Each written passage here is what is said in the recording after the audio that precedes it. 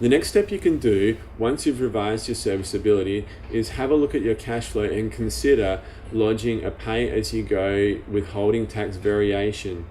The way this works is that if you have existing properties and they're having a loss through negative gearing, which reduces the income tax that you have to pay, rather than waiting to the end of the financial year, you can apply for a variation of income tax withheld right now. And look, once you've got perhaps 8 or more properties, your income tax is often reduced to 0. And so imagine that you can arrange through ATO's authorization to bring your fortnightly income tax withheld to 0. So you will be getting your full pay each fortnight with no deductions. Now, this only works if you have financial discipline, because if you do this variation and then proceed to waste this money on lifestyle, you will have lost all of the benefit in terms of building a portfolio. So if you have financial discipline, do that variation and then use that additional cash flow to purchase additional property. Okay. The other one that I want to talk about is monitoring your loan portfolio. If you haven't done it already, set up an Excel spreadsheet with all of the details of your different loans, because after you have been going for a while and building a portfolio, you will find that not only do you have a portfolio of properties, you have a portfolio of home loans. And you will need to monitor interest rates.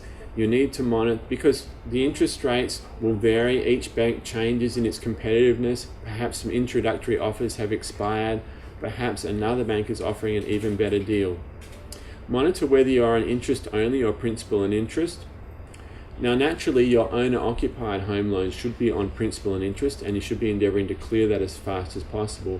But your investment home loans should be on interest only in most cases, not always, but in most cases, so that you can maximise the cash flow towards expanding your property portfolio. But notice that sometimes your interest-only loans will have an expiry period, and after that they will roll over onto principal and interest repayments. So if you have a large property portfolio and some of your loans have rolled over onto principal and interest, you may want to apply to the bank for a variation and convert it back to interest only. Also have a look at any break costs or termination fees on the property and the expiry dates on those, so that you can be aware of when a loan becomes available for refinancing, because you can look at refinancing frequently. Now, once you have your finance spreadsheet set up and you're monitoring all of these things like loan to value ratio, you'll be able to start to implement more advanced financial strategies.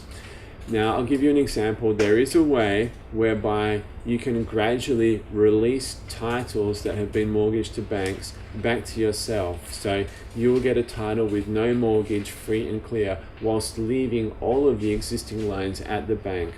I'll touch on that more in another video. Anyway, the main point of this is work your loan portfolio the same way you're working your property portfolio.